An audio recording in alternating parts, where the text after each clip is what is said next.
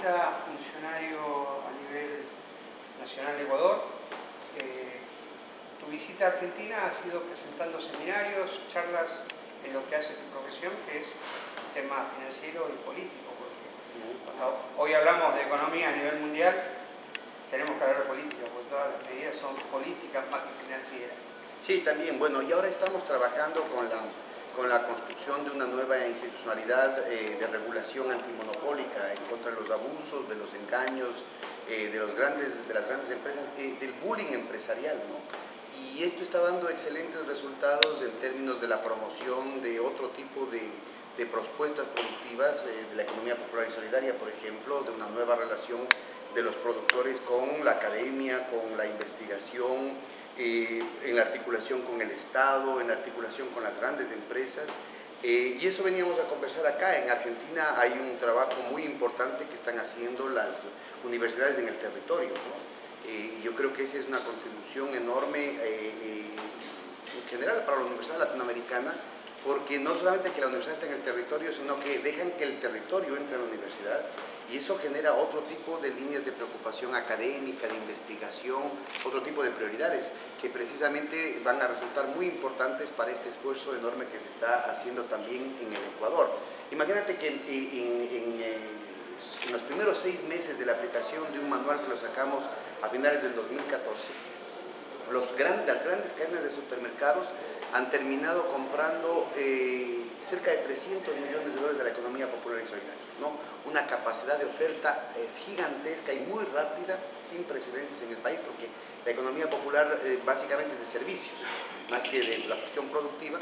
y han logrado, cumpliendo todos los estándares sanitarios, ambientales, laborales, de seguridad, tributarios, han logrado colocar sus productos por primera vez en los grandes supermercados. Y lo que no tenemos es una capacidad de documentar y de estudiar este proceso, bueno, primero para replicarlo en otras partes de América Latina, pero sobre todo para que en el propio Ecuador podamos tener bases más sólidas con las cuales profundizar este cambio de la matriz productiva, ¿no? Te voy a llevar a otro plano, Pedro. En Argentina, vos viste que cambió el gobierno, cambió hasta la historia, veníamos de un gobierno muy nacional y popular y pasamos a un gobierno totalmente neoliberal. ¿Cómo se ve desde Ecuador esta situación, cómo está viviendo Argentina? Bueno, mira, en lo financiero, en el plano latinoamericano es indispensable el que los pueblos, independientemente de una alternancia electoral que es absolutamente legítima, no tengan que enfrentar un desmantelamiento de sus derechos, ¿no? Han sido 30 y pico de años de un neoliberalismo nefasto para los pueblos de América Latina, nefasto para el aparato productivo, porque ha habido un proceso de desindustrialización y de debilitamiento de las capacidades que tiene la patria grande, desmantelamiento institucional que no puede repetirse bajo ninguna circunstancia, ¿no es cierto? Y yo creo que es indispensable el que podamos, independientemente, insisto, de los vaivenes electorales, seguir profundizando los procesos de integración de América Latina, porque lo que sí está de manera cierta, ¿no es cierto?, es un proceso de podredumbre de esta oligarquía de los procedimientos y de la institucionalidad de esta oligarquía especulativa a nivel internacional a través de las offshore, el shadow banking, los derivados financieros y toda la impronta que generan, asfixiando inclusive a la lógica del capital monopólico productivo. Entonces estamos en el marco de una guerra comercial, una guerra financiera, precisamente por la apuesta que están haciendo en las altas cúspides del poder de dejar a un lado la tremenda revolución científica y tecnológica en la que nos hallamos, el tremendo potencial que tendríamos para resolver los problemas del hambre, de la miseria, de la desigualdad, de la crisis ambiental, de la crisis demográfica, de los problemas, por ejemplo, los que tienen con los refugiados allá en Europa, y sin embargo no se lo hace precisamente por esta distorsión de las prioridades, ¿no es cierto?, en el que se entregan recursos pero gigantescos a los bancos que desde la corrupción, la incompetencia, la inoperancia han llevado al mundo a la crisis. Se entregan recursos gigantescos para el complejo industrial militar, para perfeccionar el tema de la guerra, pero nunca hay plata cuando se necesita para la salud, para la educación, para la cultura, para la convivencia. Entonces tenemos que en América Latina ver con mucha atención la profundización de esta locura ¿no es cierto?, no llegue a América Latina y que no se instale de manera absolutamente artificial e innecesaria una nueva espiral de crisis de la deuda, ¿no? Eso son crisis programadas que están destinadas a someter a los pueblos, a disciplinar a sociedades enteras en un proceso de tributación arcaica, ¿no? En eso es muy importante diferenciar lo que es el capital financiero, inclusive monopólico, que presta, que apuesta a un proyecto productivo y que por tanto necesita que ese proyecto productivo tenga un mercado, aunque eso implique una distribución del ingreso que permita justamente que se puedan vender esos nuevos productos y con eso pagar el préstamo, con otro tipo de lógica que ya tiene que ver con esa hipertrofia parasitaria que está viviendo el capitalismo a nivel mundial, que es el de la especulación. A ellos no les interesa recuperar el crédito, necesitan perpetuar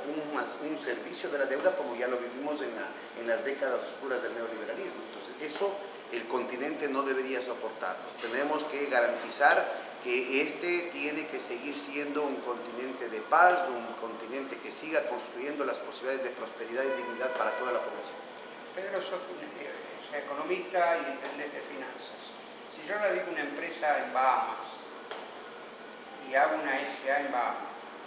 ¿qué puedo invertir en Bahamas? ¿Qué puedo producir en Bahamas? No, ese justamente es el problema. Lastimosamente estas guaridas fiscales forman parte de una red que lastimosamente es mundial y que involucra, por ejemplo, instituciones tan prestigiosas y que aparecen tan sólidas como la City de Londres o como Delaware o como inclusive Manhattan, ¿no? En una lógica que precisamente se ha desmadrado, porque está convirtiéndose en un verdadero agujero negro que atrapa una cantidad gigantesca de recursos, como mencionaba hace un rato, y que con esos recursos lo que hace es empeorar la situación, ¿no es cierto?, en un proceso que ha hecho metástasis, ¿no? Acuérdate que originalmente el problema estaba solamente en la subprime, en las hipotecas de segunda, ahora ya son las hipotecas de primera, de lo que era primero las hipotecas residenciales, ya también son las comerciales, de lo que estaba solamente en el eje angloamericano, ya se pasó a la Europa continental. De los problemas de la Europa continental tenemos una multiplicación de las burbujas especulativas inmobiliarias, inclusive aquí en Argentina, en Sao Paulo, en Johannesburgo, en Shanghai, en Nueva Delhi. De lo que era un problema de los bienes raíces pasamos a las deudas públicas, centrales, provinciales, seccionales, hacia las deudas de la empresa privada, las deudas de los hogares, la deuda de los estudiantes. Es decir, esta cosa no para, se sigue inyectando una cantidad gigantesca de recursos y esta cosa no para. Y es más, con esos recursos, en lugar de volcar al crédito productivo, a la posibilidad de justamente desplegar comercialmente los avances, las innovaciones tecnológicas que están ahorita disponibles, lo que está más bien es exacerbando la especulación, con lo cual hay una distorsión estructural de los precios claves, ¿no? El precio del petróleo, por ejemplo, ahorita nosotros en el Ecuador o ustedes aquí con lo de vaca muerta, ¿qué vamos a hacer? ¿Con qué tipo de petróleo realmente es rentable una inversión, el costo hundido que ya está hecho, que es irreversible? ¿Qué es lo que va a pasar, por ejemplo, con todo el horizonte que baja desde Presal, desde la costa de Río de Janeiro y que incluye también a las costas de la provincia de Buenos Aires? Cuando se manipula el precio del petróleo está un día a $150 y en 3 semanas, en 4 semanas cae a 32. Entonces, ese tipo de volatilidades muestra, ¿no es cierto?, el desquiciamiento de los mecanismos regulares con los que ha funcionado el mercado, precisamente porque hemos caído presas de esta vorágine frenética del capital especulativo. Por eso es indispensable poner siempre al ser humano por encima del capital. Por eso es indispensable no solo buscar mecanismos como el Fondo del Sur, el Banco del Sur, el Sistema Unitario de Compensación Regional, que le permiten a nuestros países de manera soberana no solamente garantizar la estabilidad macroeconómica y financiera, sino también la estabilidad democrática de los pueblos. Porque al final del día este es un reto gigantesco para la sobrevivencia, no solamente de la democracia, sino también de la paz. Sé que entre tus trabajos está el Banco del Sur. ¿Cómo se está implementando? ¿Se logró terminar de implementar? ¿Se va a seguir con eso? Yo no renuncio a esa posibilidad, ¿no? Es decir, la paradoja y las limitaciones con las que se mueven, digamos, los procesos aquí en América Latina han hecho que eso que fue la última decisión como presidente del presidente Néstor Kirchner, la primera de la presidenta Cristina, el 9 de diciembre del 2007, acompañado de otros 7 presidentes de América Latina, es decir, la firma del acta constitutiva del Banco del Sur, con el Banco del Sur, el Sistema Unitario de Compensación Regional y el Fondo del Sur no se haya concretado todavía, y sin embargo con los mismos principios en otras latitudes, por ejemplo el Banco de los BRICS está avanzando, o el Banco Asiático de Inversión en Infraestructura, que ese ya está funcionando. Y eso incluye, por ejemplo, en el caso del Banco de Infraestructura Asiático, incluye a 58 países, entre los cuales están algunos de los que directa o indirectamente estuvieron saboteando la posibilidad de que acá tengamos la nueva arquitectura financiera. Y lo mismo podríamos decir con el Sistema Unitario de Compensación Regional, que ese sí está funcionando, pero lastimosamente no cuenta con los países más grandes de acá de América Latina, y que sin embargo esos mismos países tienen sobre la misma plataforma que de manera pionera lo habíamos planteado nosotros en el marco de la nueva arquitectura financiera, es decir, esta capacidad de articular los sistemas de liquidación bruta en tiempos real en esta nueva título valor, que es esta canasta de monedas, que es el sucre, y la liquidación neta al cabo de cierto tiempo ya en la divisa necesaria, ¿no es cierto?, en el caso del sucre cada 6 meses, están utilizando, por ejemplo, Argentina con China, o Brasil con China, o lo está haciendo la propia Rusia con muchos países, digamos, que muestran la inmediata operabilidad del sistema, y sin embargo acá los países del continente todavía no nos damos cuenta el tremendo potencial que eso tiene para profundizar los intercambios entre nuestros pueblos, para garantizar flujos comerciales que están siendo amenazados en el marco de esta guerra comercial, en el marco de esta crisis estructural de sobreproducción, de esta guerra de divisas, ¿no es cierto?, y en el marco de una ofensiva diplomática, una ofensiva geopolítica que nos impone los tratados de libre comercio, los tratados bilaterales de inversión, el transatlántico, el transpacífico, el TISA, ¿no es cierto?, que con el pretexto del comercio, que en realidad ese no es el objetivo fundamental, nos meten de contrabando más desregulación financiera, más vulnerabilidad frente a los mecanismos especulativos, más vulnerabilidad respecto al tema de precisamente de los offshore y la fuga de capitales, la evasión tributaria, la debilidad frente a cualquier mecanismo prudencial de regulación bancaria que permita mantener solidez en el sistema financiero, en la solidez del sistema de pagos, en el sistema de comercial y de balanza de pagos, y además nos impone una serie de condiciones en lo que tiene que ver con la propiedad intelectual, que impide la difusión de la revolución científica y tecnológica en la que estamos, que impide, por ejemplo, el ejercicio de derechos como aquellos vinculados al acceso a una medicina segura y barata, ¿no?, con el tema de los medicamentos genéricos. Entonces, son una cantidad de mecanismos de chantaje, son una cantidad de mecanismos de presión sobre la sociedad que vienen en paquete y que tienen que ver con esta nueva actitud de rapiña, ¿no? No por algo se llaman fondos buitres, digamos. Tiene que ver con esta otra actitud de rapiña que está principalizándose en las estrategias de las altas esferas del poder, y que atentan contra las posibilidades más bien de construir lo que en estos últimos años se estaba tratando de privilegiar de manera más o menos homogénea en América Latina en torno a la mejora de las condiciones de vida y de producción. ¿Crees que después de estos acuerdos que firmaron Argentina con las leyes que le dieron al gobierno nuevo para poder pagarle a los fondos buitre, ¿crees que vendrán inversiones a la Argentina? Miren, yo soy muy respetuoso de las decisiones internas de cada país hermano, pero me parece que son muy importantes tomar en cuenta las condiciones globales de la economía mundial. Lastimosamente la crisis estructural de sobreproducción se está agravando, y más bien los nubarrones se acercan, digamos, para generar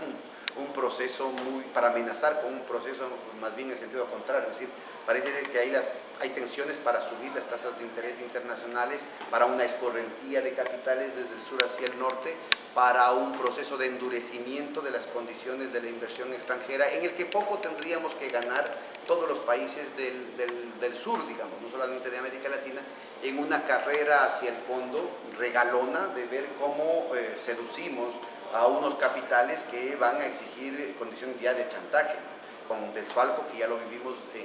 con la crisis de la deuda en los años 80, 90 y 2000, que llevaron a una situación de tremendo deterioro democrático, ¿no? Es decir, estamos hablando de un desfalco sistemático de la fuerza de trabajo, un desfalco sistemático de nuestra naturaleza, precisamente en torno a estas nuevas estrategias que principalizan la rapiña.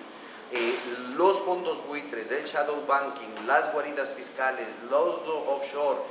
todos estos mecanismos de desregulación financiera están precisamente constituyendo un complejo sistémico de exacción tributaria arcaica, aunque tenga un ropaje moderno, que asfixia las capacidades productivas, que asfixia la posibilidad soberana de nuestros países de gestionar las diferencias internas del ejercicio real de la democracia, y al mismo tiempo pone un peligro enorme sobre las condiciones de la paz social, de la capacidad de nuestros pueblos de resistir la volatilidad internacional que estos mismos círculos están generando. Así que yo creo que es muy importante el que hay una discusión abierta. Me parece que aquí hay un déficit de parte de la academia, de parte de los investigadores, sobre todo los economistas, para discutir cuáles son las consecuencias, no solamente en el continente, ¿no?, sino a nivel internacional, que esto genera, de una discusión por parte de los juristas, para discutir qué es lo que esto significa en términos del orden jurídico internacional, de los mecanismos de gobernanza de las corporaciones, de las posibilidades, de las puertas que se pueden abrir o cerrar más bien, ¿no es cierto?, en lo que tiene que ver con mecanismos de resolución de la deuda, tanto para los países como para las corporaciones. Entonces realmente los procesos se vuelven tremendamente complejos, y yo creo que es indispensable, y eso ha sido parte de mi visita acá, en una serie de discusiones en la universidad con intelectuales, con académicos, por ejemplo del grupo PEDIX, con los que estamos trabajando en un esfuerzo sistemático precisamente para promover un debate científico, riguroso y responsable sobre temas tan delicados. Gracias. Muchísimas gracias también, un saludo muy cariñoso a este pueblo hermano.